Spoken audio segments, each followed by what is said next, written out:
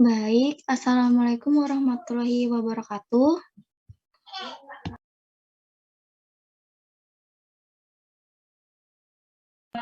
Selamat pagi kepada Ibu Siti Rahmatika SPD MPD dan seluruh teman-teman kelas 2021A. Pada kesempatan ini, kami dari kelompok 3 akan mempresentasikan sebuah materi hasil dari kerja kelompok kami yang berjudul Metabolisme Protein, Enzim, dan Koenzim serta Kelainannya.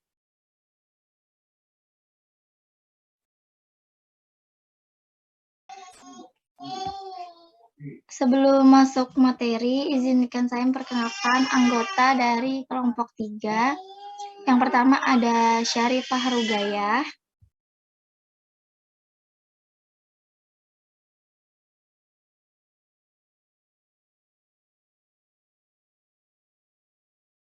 Yang kedua ada Alia Putri Ansyari. Yang ketiga ada Ginting Rahel Elina. Dan yang keempat ada saya sendiri, Fahmi Nur Indasari.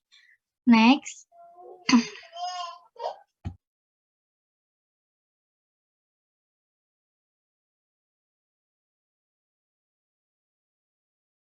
Baik, sebelumnya kita akan menjelaskan dulu apa sih itu protein. Jadi, secara operasional protein merupakan struktur untuk menempatkan gugus-gugusan kimia reaktif dalam pola 3 dimensi tertentu serta untuk mengatur cara pencapaiannya. Next. Selanjutnya, secara garis besar,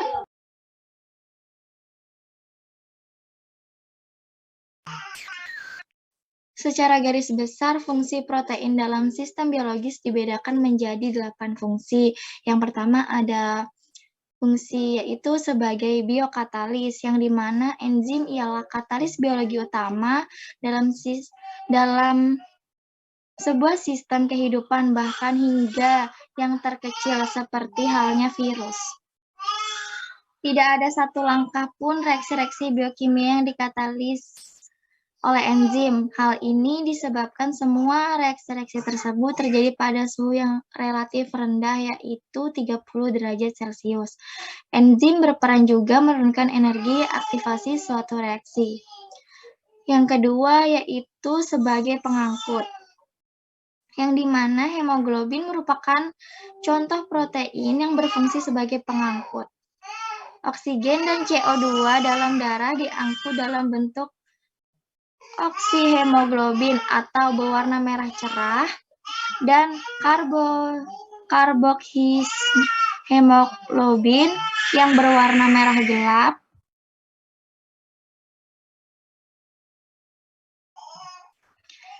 Dan begitu pula lipoprotein plasma yang bertanggung jawab mengangkut lipida dalam darah. Yang keempat yaitu sebagai reseptor. Berbagai pesan biologis seperti protein yang terdapat di permukaan sel mampu menerima pesan dari protein lain seperti halnya yaitu hormon. Rhodopsin merupakan protein khusus sebagai fotoreseptor pada sel retina mata. Next. Yang keempat yaitu sebagai pembawa pesan, di mana salah satunya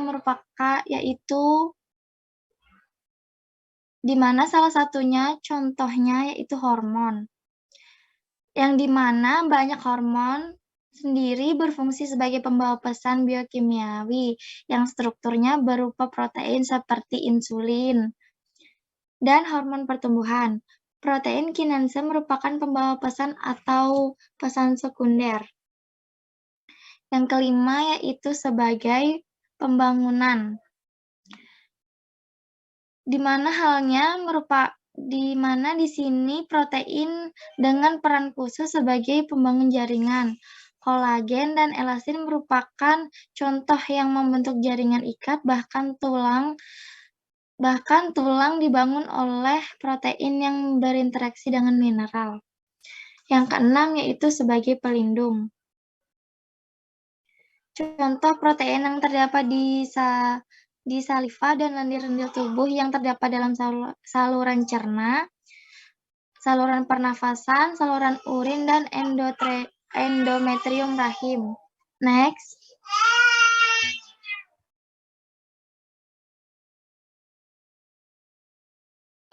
Yang ketujuh yaitu sebagai pertahanan tubuh. Contoh molekul imunoglobulin atau antibodi yang bertugas sebagai melindungi tubuh dari serangan mikroba. Fibrinogen, trombin sebagai pertahanan agar darah tidak banyak terbuang dari tubuh saat mengalami luka. Yang kedelapan yaitu beraneka ragam fungsi, yang dimana beraneka ragam fungsi ini yang sebenarnya merupakan integrasi dari fungsi-fungsi di atas. Next. Selanjutnya akan dijelaskan oleh rekan kelompok saya.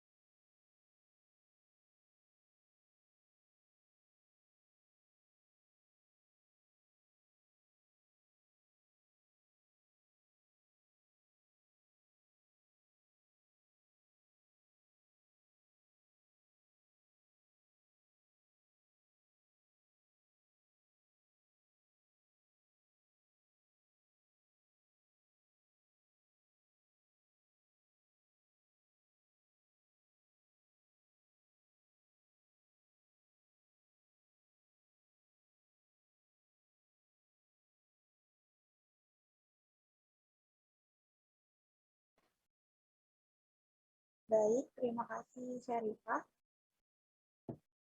Selanjutnya adalah proses amonia diangkut ke hepar oleh glutamin. Pertama-tama, amonia dari jaringan melalui vena porta akan diangkut ke hepar dan diubah menjadi senyawa non-toksik urea. Selanjutnya, ekskresi amonia ke dalam urin oleh sel tubulus ginjal lebih merupakan suatu yang berhubungan dengan pengaturan keseimbangan asam basa dan penghematan kation. Selanjutnya, pelepasan amonia dikatalis oleh glutaminase renal. Amonia dari jaringan ekstrahepatik akan diangkut ke hepar dalam bentuk glutamin. Reaksinya berlangsung dalam 2 tahap, yakni yang pertama, glutamat bereaksi dengan ATP menghasilkan ADP dan senyawa antara glutamil fosfat. Yang kedua, senyawa antara bereaksi dengan amonia membentuk glutamin dan fosfat anorganik. Next. Selanjutnya adalah ekskresi nitrogen dan siklus urea. Sekitar 95% ekskresi nitrogen itu dilakukan oleh ginjal dan 5% sisanya melalui feses. Lintasan utama ekskresi nitrogen pada manusia adalah urea. Siklus urea dimulai di mitokondria sel hepatosit. Selanjutnya, setelah sampai di mitokondria hepar, glutamin akan diurai menjadi glutamat dan amonia oleh enzim glutaminase. Dan reaksi yang terakhir dan siklus urea adalah terurainya arginin menjadi urea dan ornitin. Reaksinya dikatalis oleh enzim arginase, suatu enzim sitosol. Next.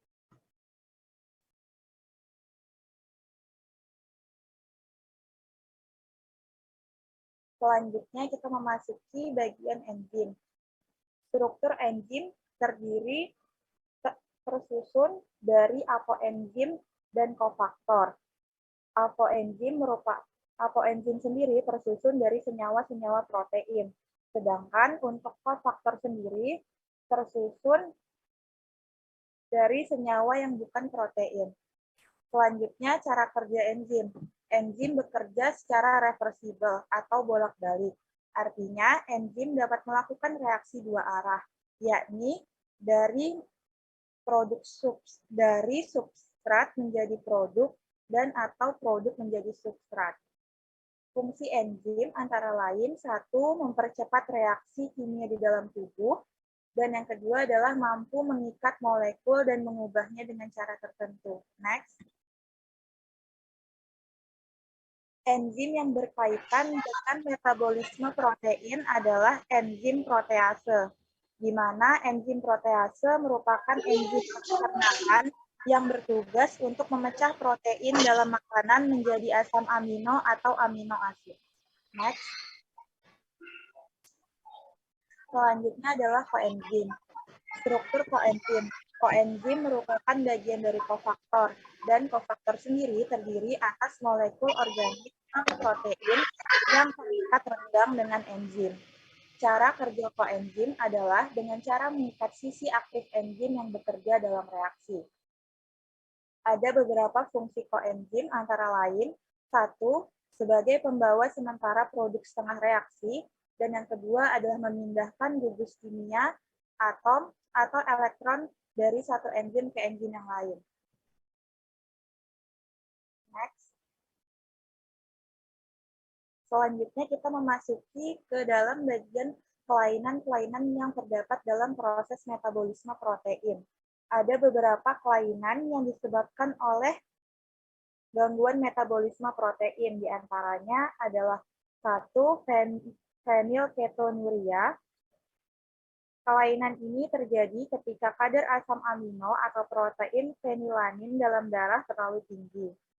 Yang kedua, ada kelainan yang bernama maple syrup urine disease. Kejadian ini terjadi ketika tubuh tidak mampu menyerap asam amino di dalam tubuh.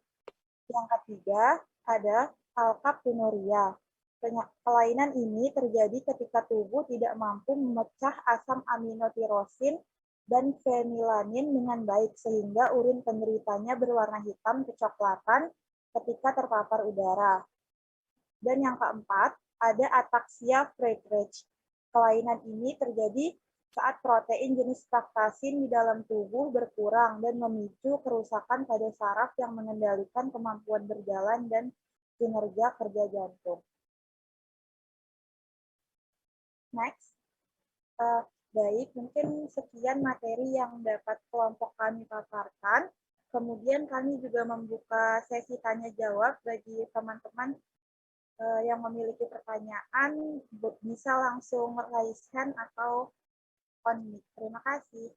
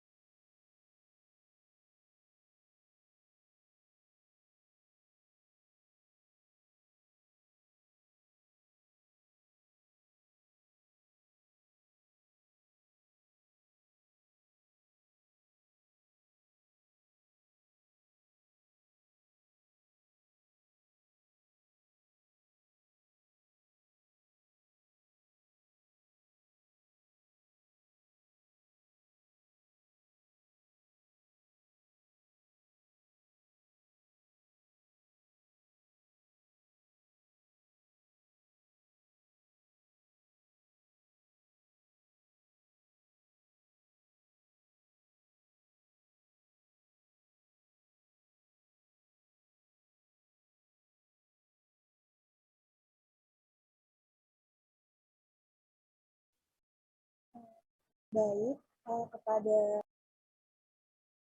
kepada Gavel mungkin bisa langsung mengajukan pertanyaannya. Baik, sebelumnya terima kasih banyak atas kesempatan yang telah diberikan. Perkenalkan, saya Gasela Aurelia Zahra, perwakilan dari kelompok 10 Jalur Bersama. Mohon izin bertanya kepada teman-teman kelompok 3. Jadi seperti yang telah dijelaskan pada presentasi tadi, protein ini dapat dicerna menjadi bahan bakar respirasi kembali melalui suatu tahapan proses. Salah satunya adalah proses deaminasi, guna membuang gugus asam amino tersebut menjadi asam-asam amino yang baru untuk dijadikan sebuah protein baru.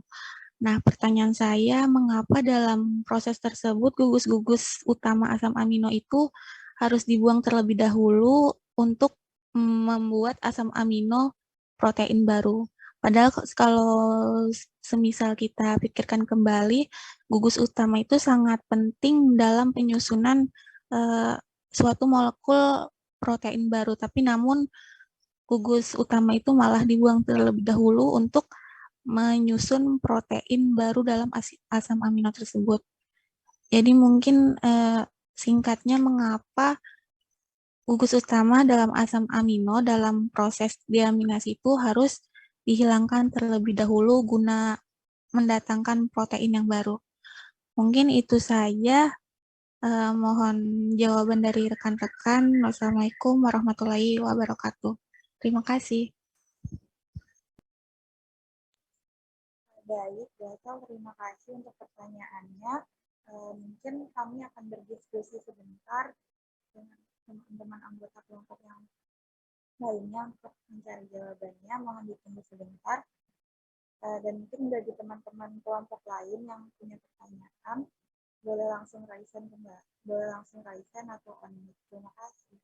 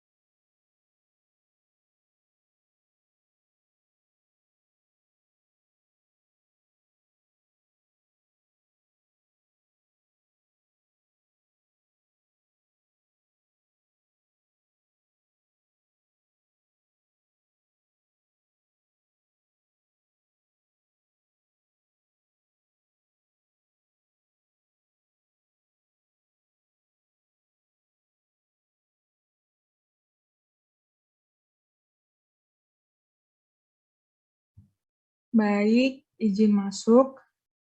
Terima kasih Gasel atas pertanyaan yang telah diberikan. Saya perwakilan kelompok 3 izin menjawab pertanyaan dari Gasel. Tadi pertanyaannya mengapa gugus asam amino itu dibuang dalam proses deaminasi, padahal dalam suatu susunan molekul, gugus merupakan hal penting dalam penyusunan metabolisme. Jadi, gugus-gugus amino dibuang dalam proses deaminasi karena gugus-gugus asam amino bersifat toksik. Gugus asam amino yang dibuang itu kemudian terkonferensi atau berubah menjadi amonia. Amonia sendiri diketahui bersifat toksik terhadap sistem saraf pusat dengan proses mekanisme yang tidak lengkap. Mungkin itu jawabannya Gasel. Bagaimana? Baik, Rahel, terima kasih atas jawabannya. Udah cukup menjawab dari pertanyaan yang tadi. Jadi intinya karena bersifat toksik itu tadi, makanya si gugus utamanya harus dibuang dulu ya. Benar, Baik, Gasel. terima kasih banyak Terima kasih. kepada rekan-rekan kelompok 3 yang telah menjawab.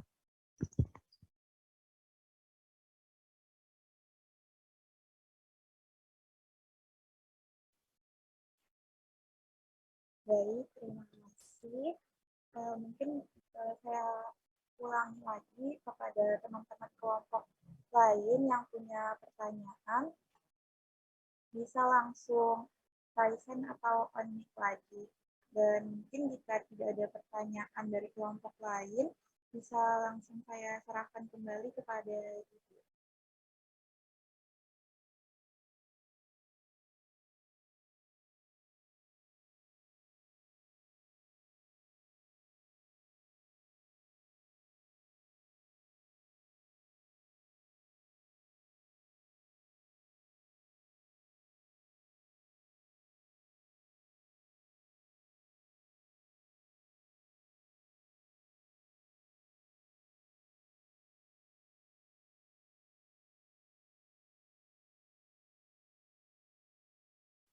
Baik, mungkin karena sudah tidak ada pertanyaan lagi dari kelompok yang lain, saya cukupkan presentasi dari kelompok kami. Kurang lebihnya mohon maaf. Wassalamualaikum warahmatullahi wabarakatuh, dan saya kembalikan ke Ibu. Terima kasih.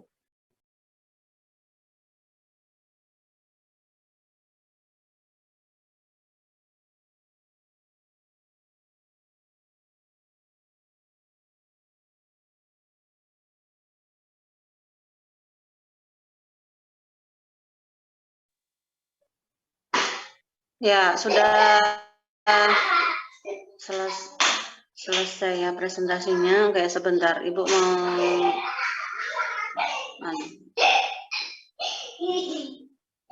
share slide dulu.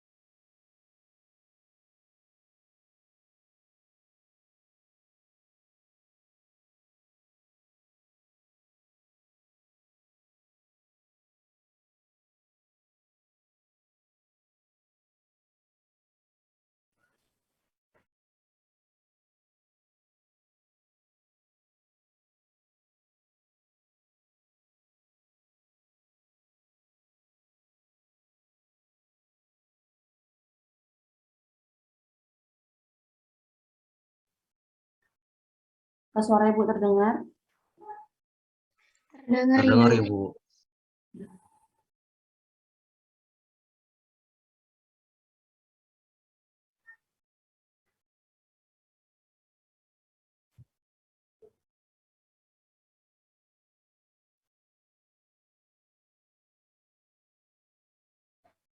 Apakah sudah terlihat slide-nya? Sudah, Terlihat, Ibu. Ibu. Terlihat, Ibu.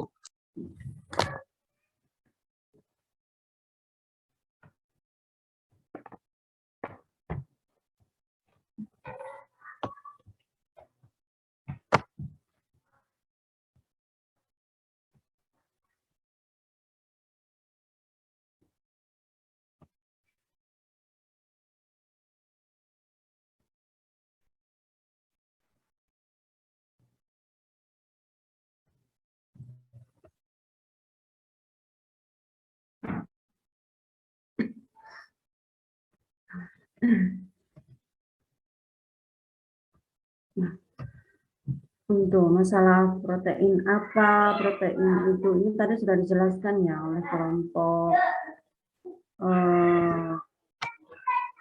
yang presentasi.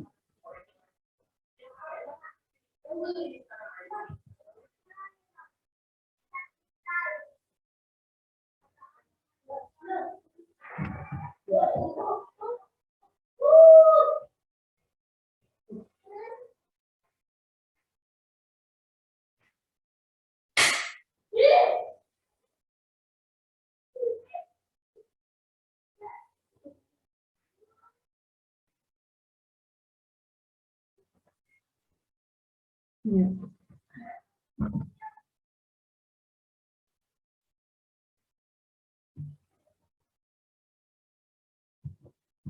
Nah, ya. Protein. Nah, kalau kita ini ya baca-baca tentang ini protein ini sebenarnya sangat ini ya, apa namanya,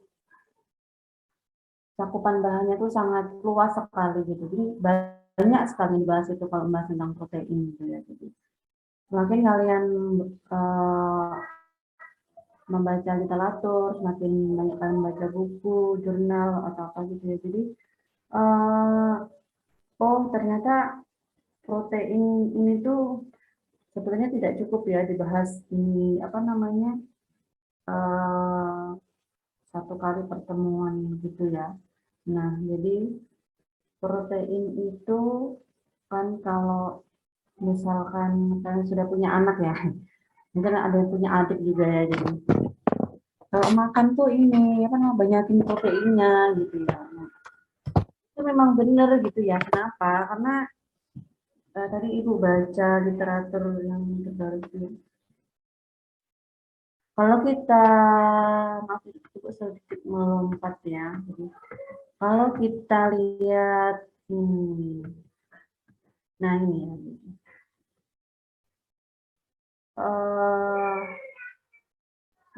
Ini apa ya? Ini adalah, ada yang tahu nggak ini bagian apa? Ini adalah alur metabolisme protein, bagaimana protein yang mana saja, ya protein kan banyak ya, tadi dijelaskannya. Protein itu banyak sekali. Jadi protein yang mana, yang ini tuh membentukkan ATP ya, jalur respirasi sel, siklus asam sitrat gitu. Nah, kalau yang bagian yang ini, nah ini ya, ini tuh kan kalau kita lihat itu tuh kalian baca ada glukogenik asam amino, yang ini adalah ketogenik asam amino. Nah, kalau yang glukogenik asam amino itu adalah asam-asam amino yang mana saja yang dia itu masuk ke siklus asam sitrat, itu jalurnya dia melalui pembentukan asam pirufat dulu, ya kan? Itu kan panahnya kan menuju ke molekul asam pirufat. Nah, itu artinya adalah mulai dari alamin, sistein, glisin, serin, dan triamin itu adalah asam-asam amino yang dia itu jalurnya masuknya melalui proses pembentukan asam pirufat gitu. Nah, jadi kan asam pirufat nanti dikonversi menjadi asetil-CoA. Nah, sementara yang di sebelah kanan itu yang ketogenik asam amino acid itu apa? Ini ya, berarti ketogenik asam amino itu adalah asam-asam amino yang dapat didegradasi secara langsung menjadi asetil yang dimana prekursornya itu adalah badan kepam dan mielin. Nah, mielin ini adalah bagian dari selubung di bagian otak ya. Di bagian otak yang dimana itu adalah merupakan selubung itu berfungsi pada proses transfer apa namanya? Iya, transfer ion untuk proses ini ya, pentransferan ion pada saat penerima informasi di otak. Nah, pada tahap ini itu berkembang pada masa anak-anak gitu ya. Bahkan di 2 tahun pertama itu sangat penting gitu ya. Itu mengapa salah satu pentingnya protein itu adalah salah satunya adalah pada proses ini gitu ya. Jadi kalian paham ya.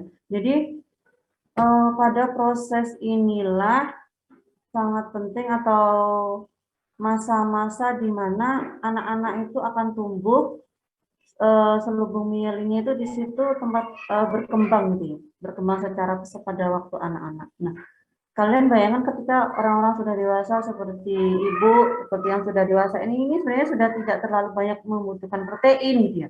Membutuhkan protein ya hanya dalam jumlah yang sedikit saja gitu ya. Gitu.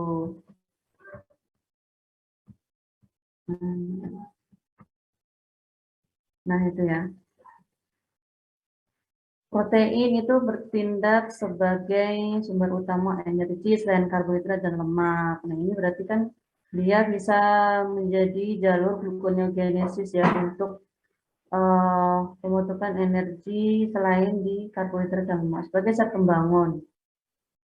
Nah, paham ya zat pembangun itu seperti apa? Jadi ketika sel-sel tubuh, semua sel-sel dalam tubuh kita tuh setelah selesai masanya, setelah sudah tunai masa tugasnya gitu ya, dia itu juga mengalami kematian gitu sel-sel itu, sel-sel rambut, sel-sel kuku semuanya gitu, sel-sel di dalam sel itu sendiri itu semuanya itu akan ada masanya dan itu akan mengalami kematian sel.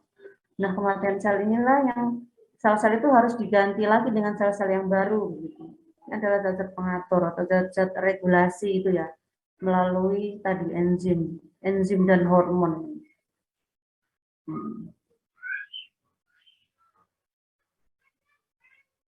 Ini yang di sebelah kanan inilah gambar bagaimana pembentukan asam-asam amino gitu ya. Dari mulai transkripsi dan mulai translasi gitu ya. Nah, ini proses ini tuh lebih lanjut dipahami di materi genetika sebenarnya ya.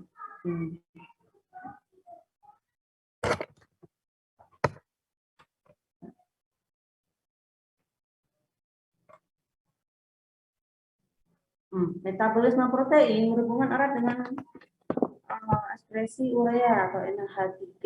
Urea dihasilkan di dalam hati dan dikeluarkan melalui ginjal. Berarti kita di sini paham ya, bahwa hati itu atau hepar itu fungsinya itu sangat luar biasa sekali ya. Kalau kita belajar tentang sistem peredaran darah juga kan, bagaimana luar biasanya tuh fungsinya hati gitu ya.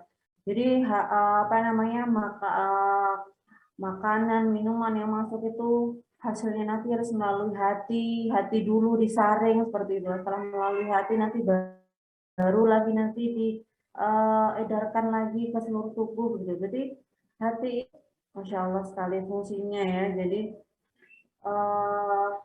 zat-zat toksik yang dari makanan itu nanti dilarikannya semuanya ke hati seperti itu. Kemudian dikeluarkan melalui ginjal. Jika hati rusak atau ginjal tidak mampu menyaring darah dengan sempurna, maka urea akan menumpuk di dalam darah dan akan menyebabkan urinnya.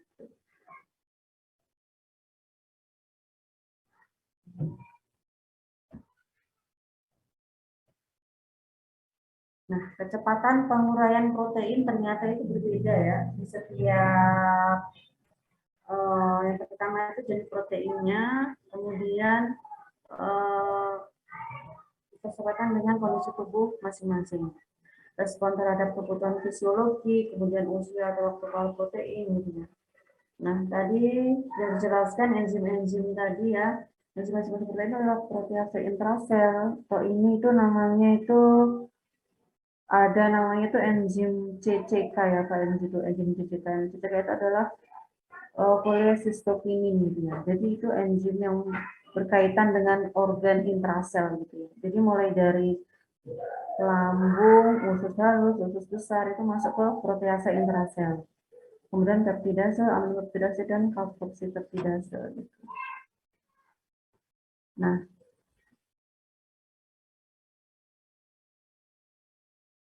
Proses-proses metabolisme protein tadi sudah dijelaskan ya, ada 3 proses tadi. Saya rasa Ibu tidak akan mengulangnya lagi.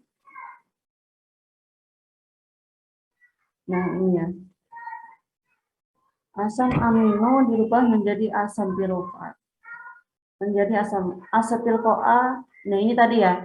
Ini salah satu penjelasan bagian yang tadi bagaimana asam-asam serin, alanin, sistein ini masuk melalui jalur pembentukan asam pirufat gitu. Kemudian ini asam-asam ini yang masuk ke jalur glutamat gitu. Ada banyak. Nah, 3 proses tadi ada dekarboksilasi, transminasi, proses deaminasi gitu. Tadi sudah dibahas ya. Itu ini. Makanan dengan protein akan masuk ke ini ya, dikunyah dan masuk ke dalam perut yang mengandung asam korea dan enzim pepsin. Nah, dalam perut protein yang masuk ke dalam lambung oleh HCl akan diturunkan atau dinaikkan pH-nya menjadi 1,5 sampai 3,5. Itu kan dalam keadaan asam. Nah, setelah mengalami penurunan pH, enzim pepsin akan memecah molekul protein yang besar menjadi rantai polipeptida atau asam amino pembentuknya. Ini ya. Nah, ini. Nah, ini dari lambung protein akan masuk dalam si kecil yang memiliki hormon pencernaan sekretin dan CCK. Nah, ini yang Ibu maksud dari hormon ini. Hormon CCK itu banyak ya. Ini salah satu adalah hormon tadi, intrasel tadi. Nah, ini asam klorida dari lambung menyebabkan makanan itu bersifat asam. Yang dapat ini harus sesuai dengan kondisi organ pencernaan kita ya, dan keadaan asam itu. Nah, sekretin dan CCK mendorong pankreas mensekresikan natrium karena untuk menerapkan sifat asamnya. Nah, proses pemecahan protein dalam usus kecil oleh enzim-enzim tadi, sekretin dan CCK tadi disebut dengan proteolisis.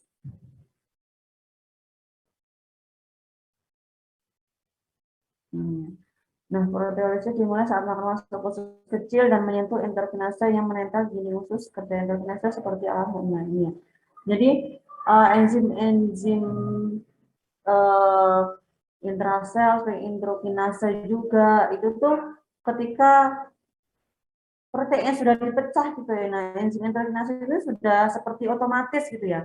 Otomatis dia itu kerjanya ketika sudah asam amino dipecah menjadi asam amino, asam protein sudah dipecah menjadi asam amino oleh intrasel tadi dan sekretin tadi. Nah, itu akan enterokinase ini akan secara otomatis yaitu. Nah, enterokinase inilah akan mengaktifkan enzim tripsin dan mengaktifkan enzim kemotripsin ini.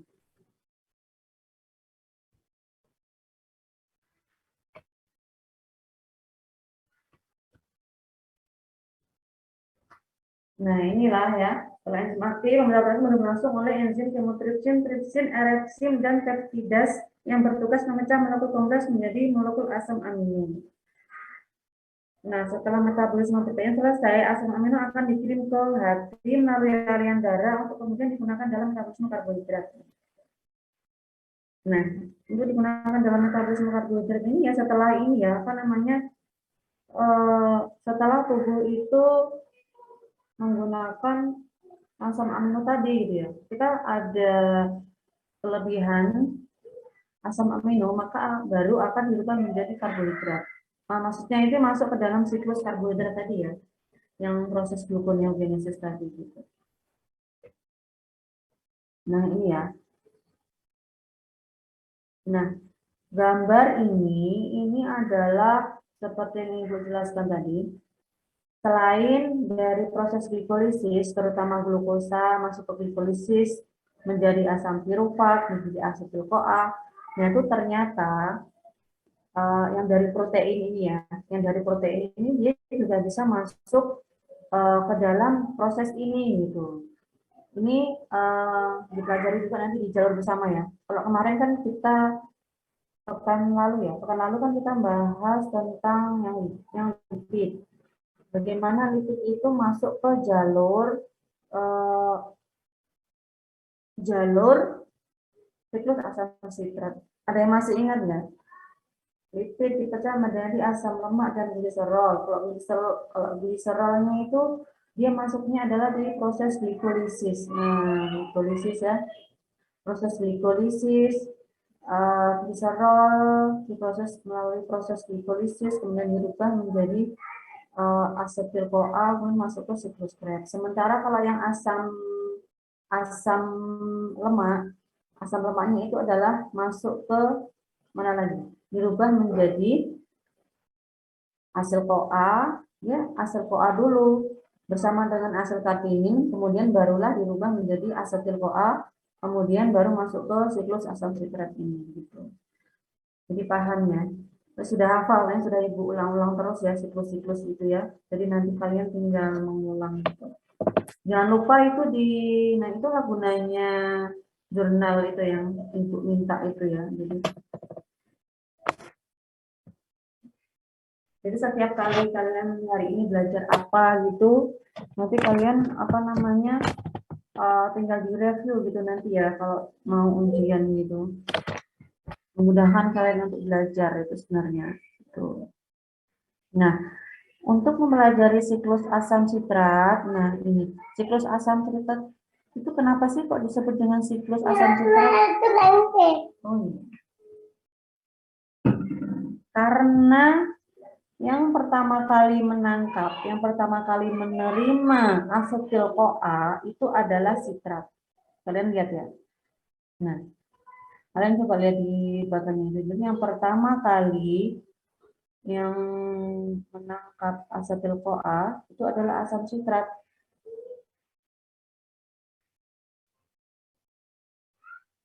Nah, itu ya. Jadi ternyata asam sitrat itu kan kalau kita tahu kan itu adalah yang perasa untuk yang bersifat asam ya. Iya. Jadi di dalam sel itu memang juga terdapat suatu keadaan itu bersifat asam, itu adalah ini. Molekul dari asam sitrat itu juga ada di dalam sel, di mana tepatnya ini. Ini sebenarnya berasal di mana sih ini? Kalau yang glikolisis kan terjadi di sitoplasma ya. Glikolisis ini di sitoplasma ini yang glikolisis. Kemudian asam piruvat sampai asetil CoA ini di membran mitokondria. Barulah nanti asam sitrat ini tuh ada di matriks mitokondria yang di bagian sel ya. Nah, ternyata di dalam sel, khususnya itu di dalam matriks mitokondrianya itu terdapat satu tempat ya. Memang itu khusus untuk jalur asam sitratnya itu. Ini memang sudah ada asam sitrat. Ini adalah C6. Asam sitratnya tuh. Nah, ketika ada asetil CoA, ada asam sitrat, ya sudah proses siklus Krebs ini akan berlangsung. Kenapa kok disebut dengan siklus? Karena dia diawali dengan yang menerima asetil CoA ini adalah sitrat, kemudian nanti hasil akhirnya itu adalah sitrat lagi gitu ya. Nah, setelah dari sitrat, kemudian isositrat sampai ke oksaloasetat. Nah, oksaloasetat nanti hasil akhirnya adalah sitrat lagi gitu ya. Jadi ini kan kalau kita pikirkan ya pasti kalau ada sitrat ya ketika satu kali saja itu ada sitrat, berarti kan akan terus berlangsung terjadinya siklus ini. Nah, ya kan? Jadi paham ya, kenapa disebut dengan siklus ya? Siklus itu kan terus berlangsung selama sel itu hidup gitu. Ini selama sel itu hidup, itu akan terus berlangsung yang namanya siklus asam sitrat. Nah, ini luar biasanya ini ya. Jadi ini diawali dengan adanya sitrat dan diakhiri dengan pembentukan sitrat juga gitu setelah oksaloasetat ini. Paham ya? Nah, ini yang tadi ya. Bahwa pentingnya konsumsi asam-asam amino gitu ya untuk anak-anak apalagi yang waktu anak-anak MPASI gitu ya. Jadi itu sangat penting dia. Nutrisi asam amino untuk pembentukan sel-sel untuk mielin. Nah, ini yang lebih khususnya lagi ini ya. Nah, kalau yang sebelah kanan, nah kalian coba lihat di tengah-tengah bagian, di tengah-tengah siklus itu kan ada yang legend gitu. Nah, keterangannya itu adalah kalau yang tulisan merah itu ada glukogenik, yang hijau itu ketogenik, yang ungu itu adalah keduanya bisa masuk melalui glukogenik juga, ketogenik juga. Nah, ini yang paling menarik ini yang warna hijau ini ya, yang ini ya. Nah, kalau yang warna ini kan kalau di sini kan ketogenik ini disebutkan ada fenilalanin, tirosin, leusin, lisin, triptofan, dan isoleusin. Nah, ini masuk ke jalur ketogenik amino acid ya. Nah, tetapi ini yang lebih khusus lagi, bahwa lisin dan leusin itu adalah memang khusus untuk yang masuk dari jalur yang ketogenik gitu ya. Nah, gitu ya. Jadi ini adalah asam-asam amino mana saja yang dia bisa masuk ke jalur asam sitrat, siklus asam sitrat. Tapi biasanya ibu itu kalau ujian, kalau ibu suruh menggambarkan siklus bersama, itu kan kalau kita gambar itu kan tidak cukup ya, itu satu HVS itu ya. Ya enggak? Jadi ibu nanti mintanya itu apa namanya? Kan sebelum COVID ini ya, kalau ibu UAS itu kan close book ya. Nah, itu benar-benar close book itu kakak tinggal 2 kali ujian itu close book gitu. Jadi memang benar-benar harus ini namanya apa namanya hafal gitu. Paham lah, hafal lah. Mana yang masuk ke dari jalur glukosa. Nah, nanti yang mana, Bu, nanti kalau kita ujian gitu. Kalian bisa saja jalur yang ini gitu ya. Tapi jalur ini harus benar nanti dikasih keterangan.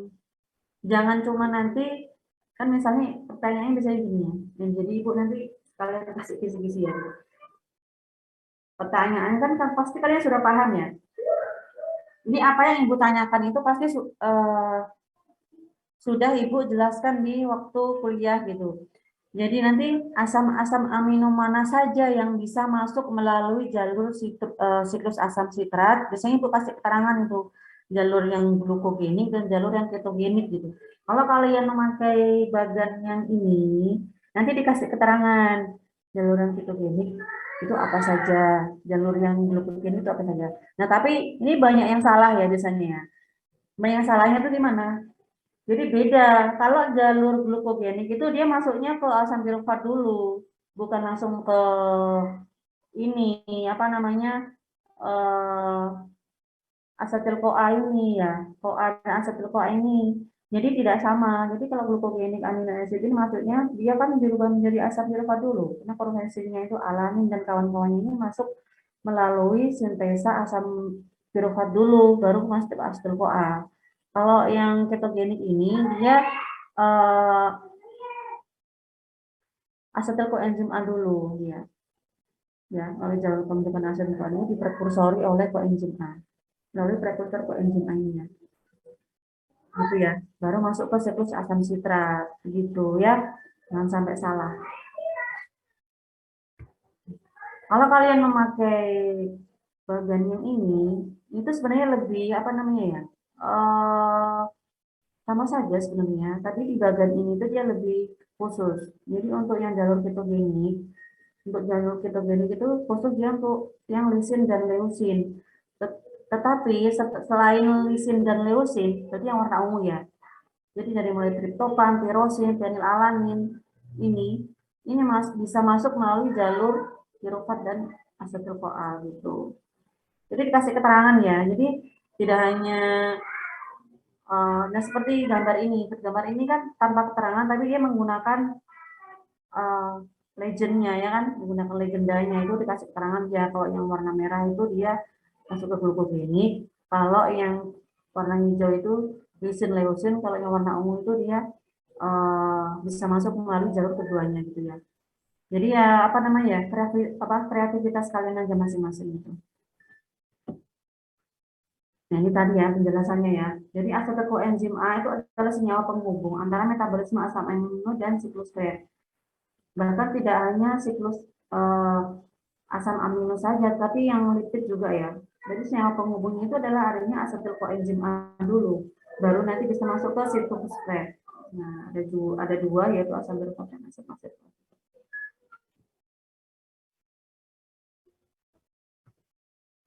Asam asetoasetat itu adalah maksudnya adalah yang dari ini ya, dari jalur apa namanya ya, di ini, yang ketogenik ya.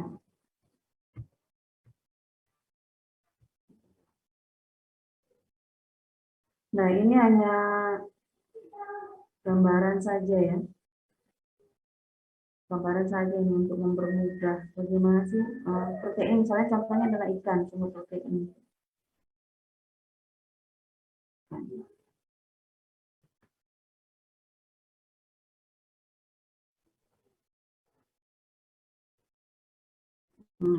Saya rasa sudah paham kan?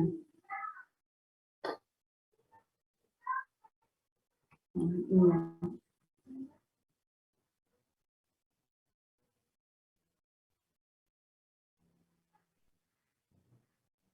Amonia. Amonia atau NH3 itu kan zat racun bagi tubuh yang akan meracuni terutama nih otak ya. Kalian kan pernah mendengar seseorang itu keracunan gas ya, gas racun atau zat racun itu. Yang pertama itu adalah otak gitu ya. Nah ini apa namanya ya? Kalau dia tetap berbentuk seperti menjadi amonia dan hati itu mengalami gangguan, itu ya berarti kan tetap menjadi amonia, dan mau nggak mau tubuh itu akan mengalami kerusakan karena akibat adanya amonia ini. Mau nggak mau harus yaitu ditransfer dulu melalui hati dia. Jadi transfer dulu ke hati dan dibuang oleh ginjal. Nah, asam amino yang berlebih akan diuraikan dan tidak disimpan. Untuk mempertahankan kesehatan, seorang dewasa hanya membutuhkan 30-60 gram protein setiap hari. Nah, ini kira-kira ya, sekitar 30-60 gram protein per harinya. Gitu. Jika asam amino yang terserap melalui proses pencernaan dan penyerapan, namun asam amino tidak berkembang dengan tubuh, maka asam amino pun akan sudah diuraikan menjadi urea. Gitu. Nah, ada kata-kata kelebihan konsumsi protein. Ini diingat ya, ini adalah untuk orang dewasa. Kalau pada anak-anak yang seperti ibu kecil, balita, mulai dari 6 bulan sampai 5 tahun gitu ya, itu sudah berbeda lagi kondisinya. Itu memang proses pembangunan sel-sel yang baru ya, masih banyak itu sel-sel yang harus dibangun. Sel-sel otaknya masih terus berkembang, masih sangat luas space di otaknya gitu ya, masih terus bertumbuh gitu ya. Nah itu bukan hanya saya rasa mungkin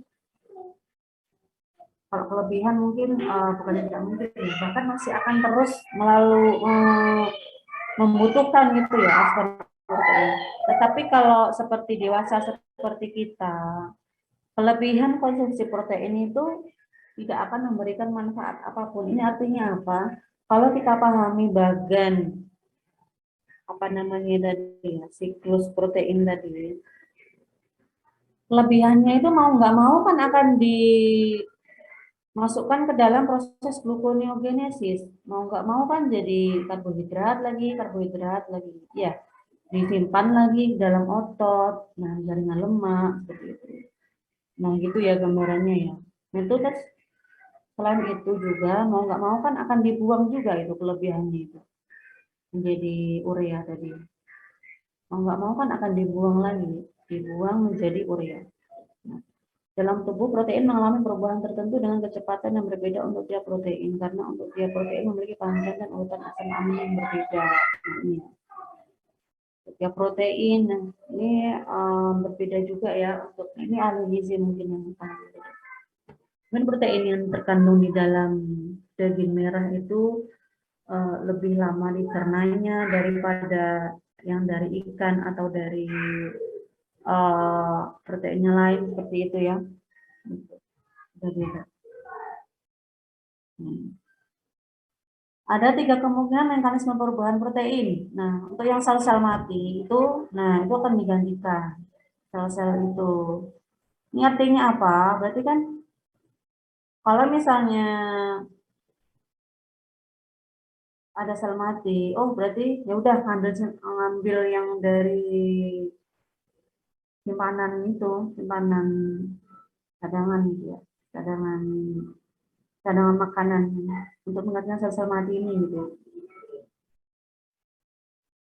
Masing-masing protein mengalami proses katabolisme dan terjadi sintesis protein baru tanpa ada sel mati. Gitu. Meskipun tidak ada sel mati, nah protein ini akan terbentuk menjadi protein baru. Protein dikeluarkan dari dalam sel kemudian diganti dengan protein baru. Nah, ini tadi sudah ya, sudah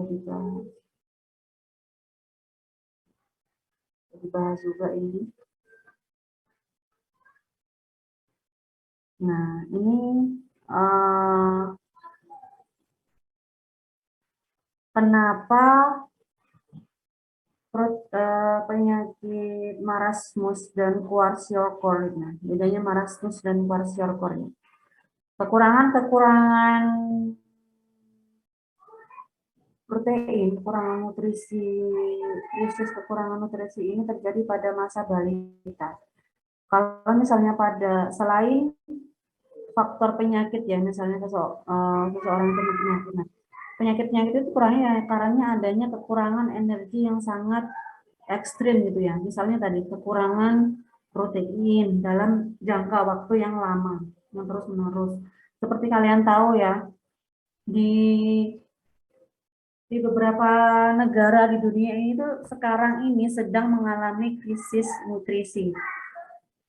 Terutama di negara-negara, ada yang tahu nggak negara mana aja? Ada Madagaskar, Somalia, Suriah, kemudian negara-negara yang sedang mengalami peperangan gitu ya. Itu mereka itu sedang mengalami krisis nutrisi gitu ya. Banyak balita-balita itu bahkan ada yang banyak yang meninggal gitu ya. Karena itu ya, karena asupan nutrisi itu kurang gitu ya, tidak cukup gitu ya, makanya terjadi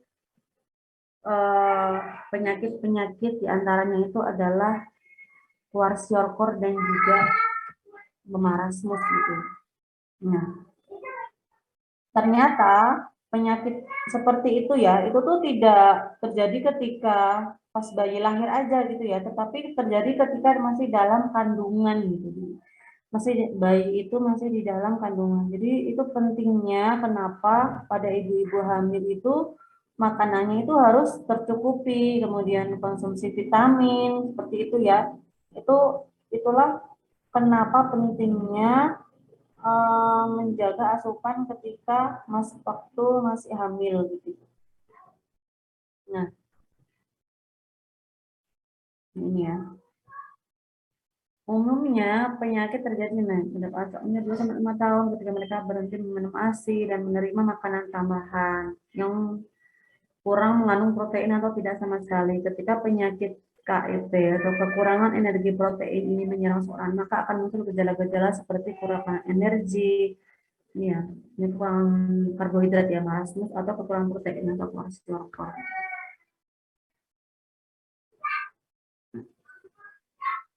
Nah, ini ya. Nah, untuk apa namanya ya?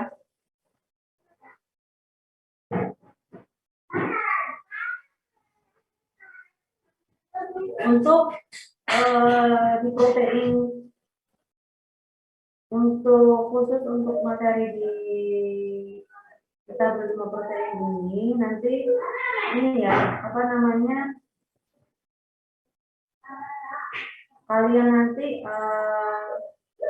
siapkan ini ya, kalian cari jurnal atau literatur yang membahas tentang isu-isu kekurangan nutrisi di negara tertentu. Jadi itu ya, jadi tidak sama gitu. Jadi kekurangan misalnya siapa nih? Apa ya? Ini yang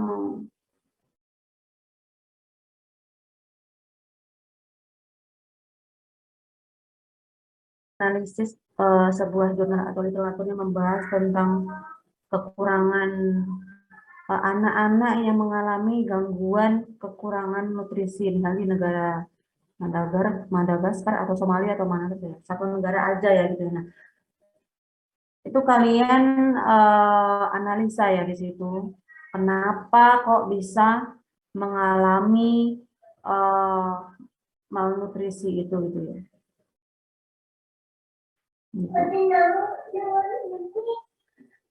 Nah, ini nanti apa namanya ya?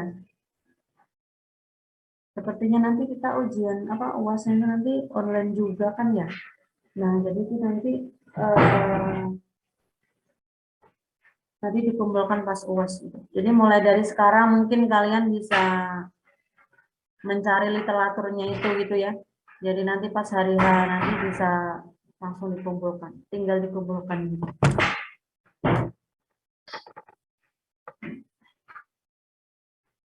Sepertinya itu saja ya yang Ibu jelaskan masalah ini, yang protein ini. Mungkin ada yang ingin ditanyakan. Jadi kalau kita sudah umur segini gitu ya, apa namanya ya? Jadi sepertinya kan tinggal apa namanya istilahnya kan menjaga nafsu makan saja istilahnya. Maksudnya apa? Bahwa di sini kebutuhan kita itu adalah nutrisi seimbang. Jadi karbohidrat, protein, kemudian ya mineral, vitamin, seperti kemudian sayur-sayuran, buah-buahan itu seimbang gitu.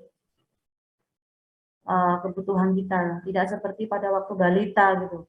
Karena pada waktu balita itu ya memang mereka itu terus mengalami sel-selnya itu masih mengalami pertumbuhan gitu ya. Jadi istilahnya kalau pada kita orang dewasa itu yang hanya akan menggantikan sel-sel yang baru aja gitu. Berbeda dengan ketika masa anak-anak itu memang dia masih banyak zat-zat sel-sel atau jaringan yang harus dibangun gitu. Jadi masih memerlukan banyak nutrisi. Kecuali nanti pada waktu hamil gitu ya, untuk yang cewek itu memang kebutuhan nutrisinya memang harus benar-benar diperhatikan. Mungkin ada yang ditanyakan dari materi ini ya. Ya, saya rasa cukup ya untuk materi kita. Mungkin ada yang ingin ditanyakan? Izin bertanya, Ibu.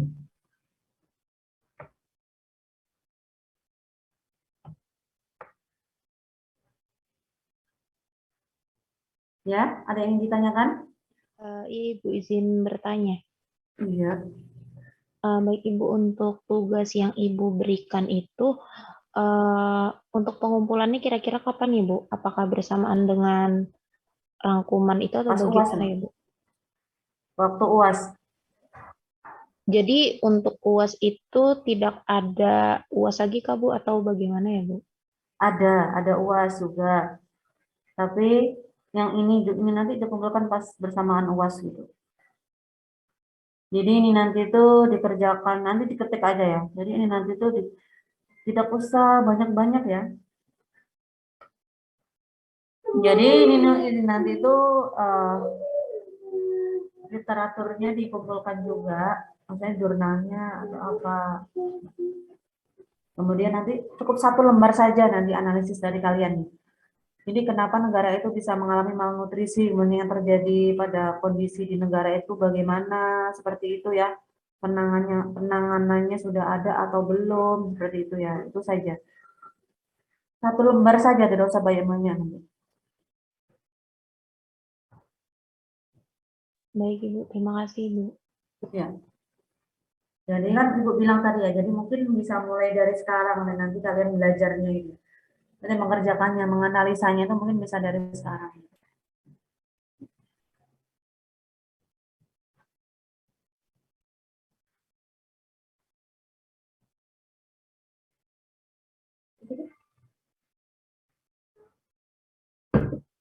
Ya, mungkin ada yang lain yang ingin bertanya.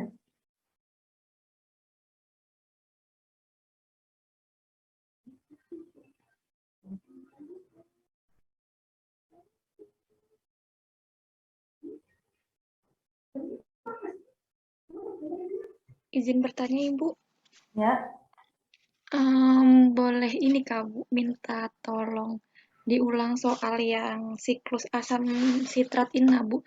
Tapi maksudnya kursornya Ibu diarahkan biar paham gitu nah Bu. Alurnya dari mana ke mananya gitu Bu. Soalnya masih kurang paham.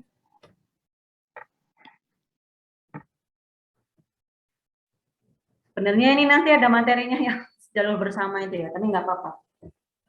Ini ya.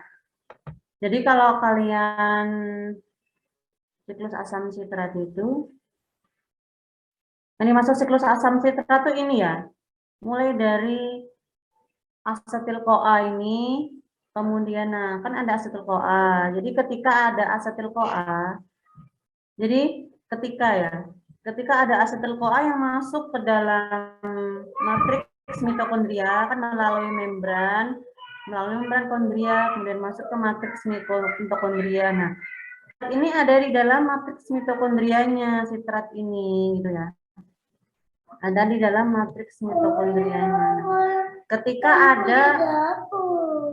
Ketika ada asetil-CoA bertemu dengan asam sitrat, nah gitu ya. Nah, nanti asam sitrat akan dioksis. Bentar ya.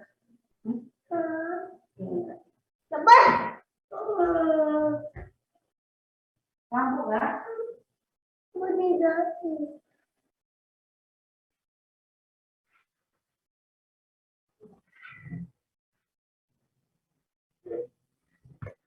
Ketika asetil-CoA bersemu dengan asam sitrat dioksidasi menjadi apa namanya menghasilkan H2O dan SH enzim A ini ya.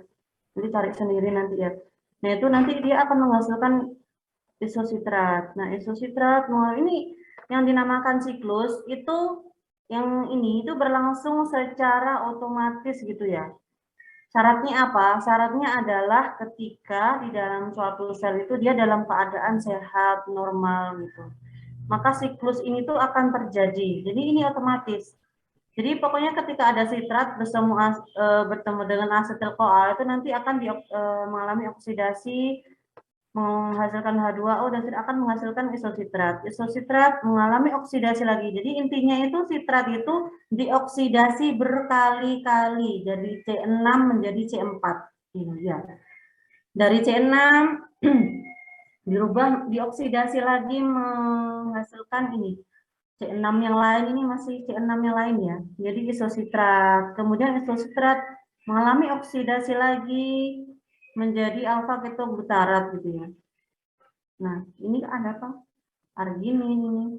Ini artinya adalah asam-asam amino ini tanpa melalui sini, ini langsung masuk ke jalur alfa ketoglutarat gitu ya. Jadi ketika ada arginin,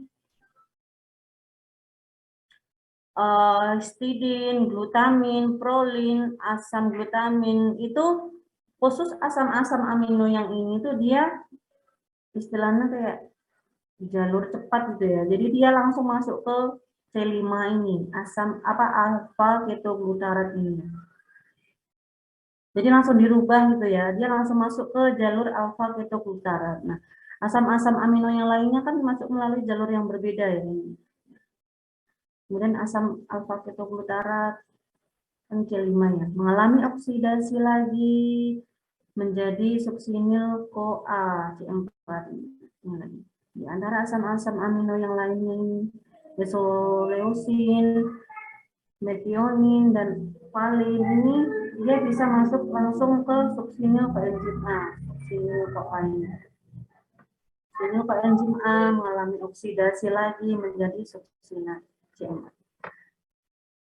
Kemudian suksinat mengalami oksidasi lagi menjadi fumarat. Nah, ini adalah asam-asam amino yang bisa langsung masuk ke jalur menjadi fumarat. Ini ya, masuk ke siklus fumarat. Jadi bayangkan, selain dari jalur glikolisis, gluconeogenesis, kemudian glukogenik amino acid, kemudian amino acid ketogenik, ini asam amino ini. Jadi banyak sekali ya sumber-sumber untuk masuk ke jalur asam sitrat. Jadi fumarat nanti dioksidasi menjadi malat, malat dioksidasi lagi. Terus mengalami oksidasi yang terakhir ini adalah oksaloasetatnya. Yang paling uniknya lagi, oksaloasetat setelah mengalami hasil akhir dari oksidasi oksaloasetat ini dia akan menghasilkan lagi C4, C6 yaitu asam sitrat. Nah, itu yang makanya ini kenapa disebut sebagai siklus asam sitrat, karena diawali dengan asam sitrat dan nanti diakhiri dengan pembentukan asam sitrat lagi gitu ya. Jadi bayangkan, jadi di dalam matriks mitokondria itu begitu sibuknya ya. Begitu sibuknya dengan dihasilkannya sitrat.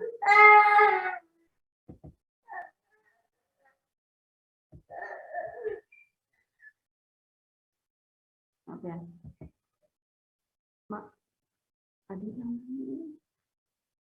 Itu ya.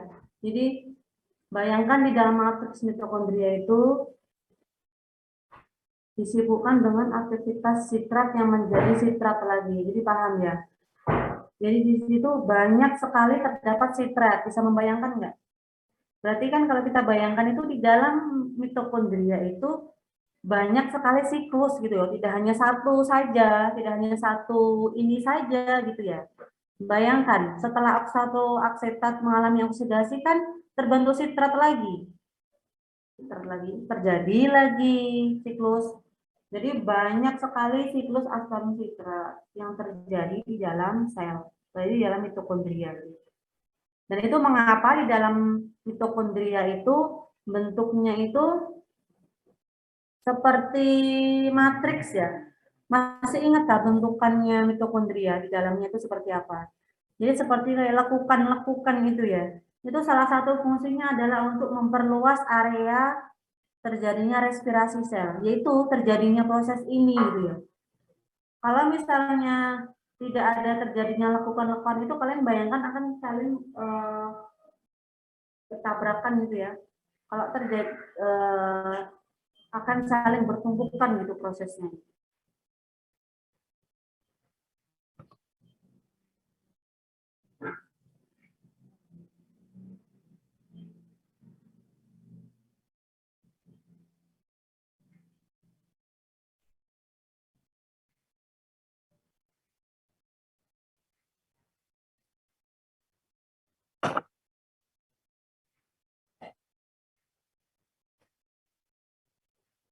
Ya, sudah paham belum? Baik, sudah Ibu. Terima kasih banyak. Ya, jadi siklus itu tidak hanya satu ini aja ya dalam matriks itu. Jadi banyak sekali siklus dan itu bayangkan terjadi terus-menerus ketika kita makan gitu ya. Ketika kita makan, ketika ya karena kita kan selalu butuh energi. Kita selalu bergerak, kita selalu dari jantung kita selalu berdetak. Kita selalu melakukan aktivitas, apalagi ketika kita sehat, kemudian ketika kita berlari, kita melakukan aktivitas fisik yang sangat berat, gitu ya. ini akan selalu terus berlangsung gitu. Nah, jadi paham ya, ketika seseorang itu tidak ada cadangan energi, tidak ada asupan, ya mau nggak mau kan kita kan tubuh kita kan akan merasa lemas, ya nggak? Kalau tidak ada asupan, tidak ada cadangan, kita mau nggak mau tidak bisa melakukan aktivitas seperti itu ya. Misalnya pada orang sakit saja ya, orang misalnya badannya itu bukan kurus apa ya, badannya itu ya kelihatannya itu sehat ya, tapi misalnya ada beberapa organ yang mengalami gangguan, mau nggak mau ya dia tidak bisa melakukan aktivitas juga gitu ya. Beberapa organ juga ikut terganggu gitu, mulai dari hatinya, kemudian pergerakannya itu kan tidak bekerja seperti itu.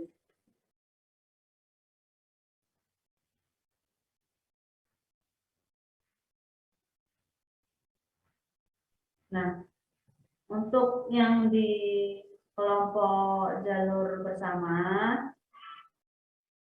nah nanti pun dibahas secara detail ya. Untuk yang jalur bersama nanti dibahas secara detail. Apa sih itu jalur bersama gitu ya? Jalur bersama itu sebenarnya itu ya ini gitu ya. Bagaimana semua nutrisi itu bisa masuk ke jalur siklus asam nitrat.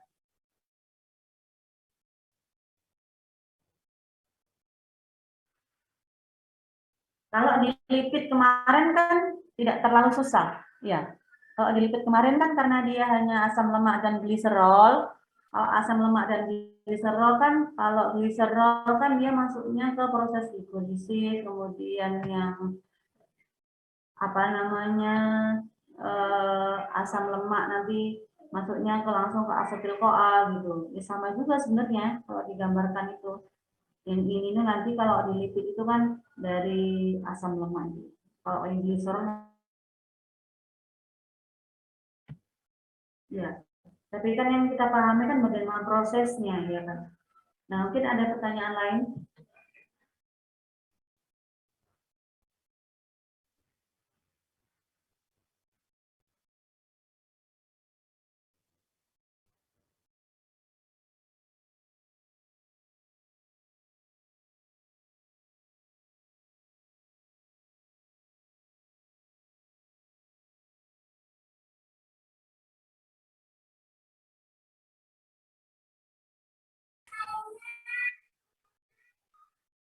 Ya, mungkin ada yang bertanya. Izin masuk, Ibu. Ya. Untuk presensi di Kemas untuk pertemuan ke-13 belum dibuka, Ibu. Ya, iya. Ini mau Ibu buka ya, Ibu kelupaan tadi. Baik, Ibu. Semuanya hadir ya, ikut ya. Iya, Ibu.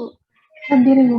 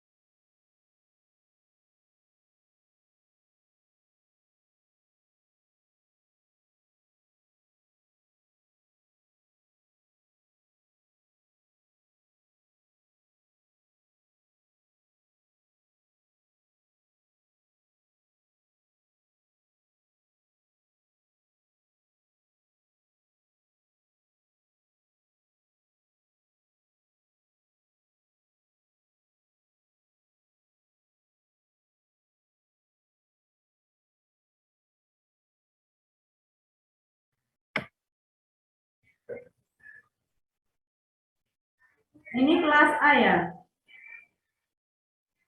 Iya, Ibu. Bentar.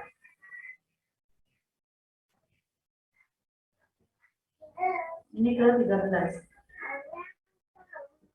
12, 13.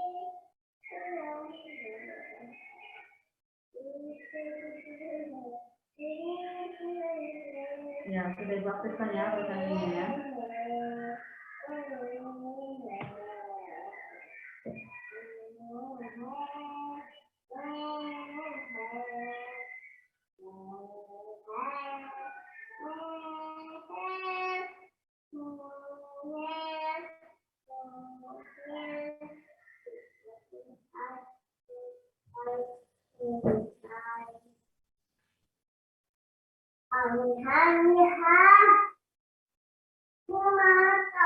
Mungkin ada yang ditanyakan lagi tentang siklus Krebs. Izin bertanya, Ibu. Iya. Baik, terima kasih sebelumnya, Ibu. Berarti untuk yang kelompok jalur bersama ini sebelum membahas siklus Krebs-nya itu, karena sebelumnya ada tahapan glikolisis, berarti menjelaskan dulu ya Ibu tentang glikolisisnya, baru masuk ke 8 tahapan siklus Krebs ini, begitu Kak Ibu? Takutnya ada masih bingung mengenai jalur bersama ini, Ibu.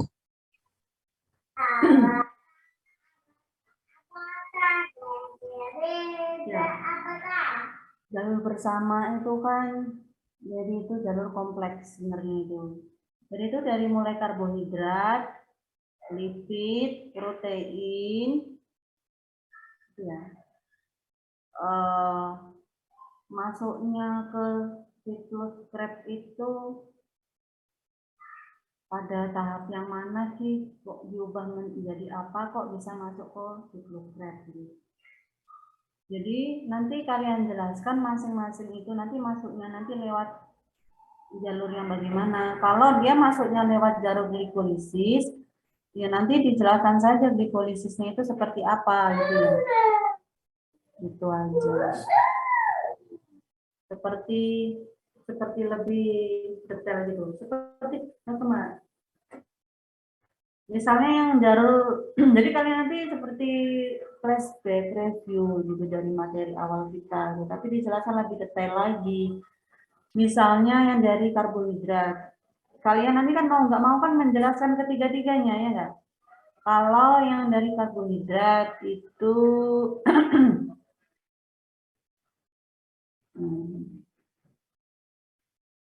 proses glikolisnya dijelaskan seperti apa.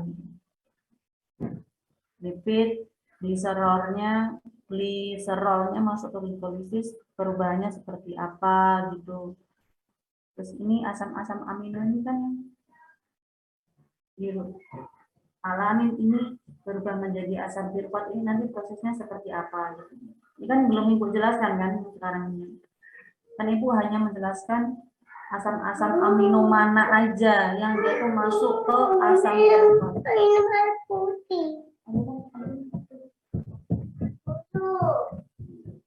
Jadi nanti kalian jelaskan perubahannya nanti seperti apa ya.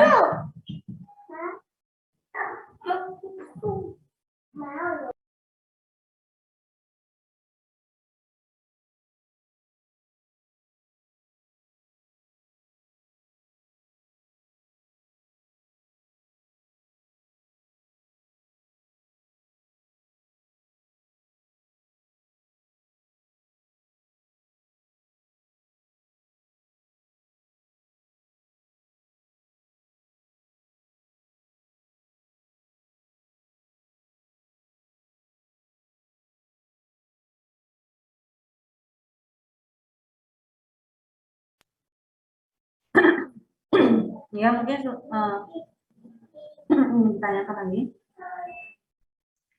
Baik Ibu, terima kasih Ibu atas penjelasannya. Ya.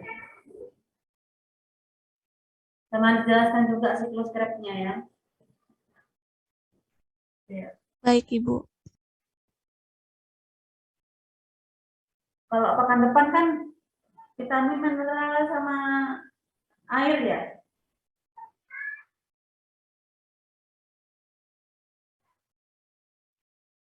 Jadi pekan depan itu bagaimana vitamin, mineral, dan juga air. Nah, tolong nanti yang bab air itu nanti dibahas tentang apa namanya dehidrasi ya, apa namanya kekurangan kelebihan air itu bagus nggak untuk tubuh gitu ya. Kekurangan kelebihan air itu bagus nggak untuk metabolisme gitu, dan juga tubuh itu kenapa kalau kekurangan air itu bisa berakibat fatal gitu. Nanti tolong jelaskan juga ya selain metabolismenya gitu. Untuk yang kelompok pekan depan. Ini hari rayanya hari apa ya? Senin atau Selasa? Senin. Belum tahu, Ibu. Ya, nanti kan kita lihat ya untuk masih libur atau enggak gitu. Ya, sudah jelas semuanya ya. Kalau sudah, Ibu akhiri. Atau ada yang ingin bertanya lagi? Mungkin sudah cukup, Ibu. Ya, sudah cukup ya. Kita lanjutkan lagi pekan depan. Kami dipelajari betul-betul ya. Itu materinya biar paham. Kalau sudah tidak ada pertanyaan, mungkin Ibu akhiri ya. Wassalamualaikum warahmatullahi wabarakatuh. Waalaikumsalam warahmatullahi wabarakatuh. Terima kasih banyak, Ibu. Waalaikumsalam warahmatullahi wabarakatuh. Terima kasih banyak, Ibu.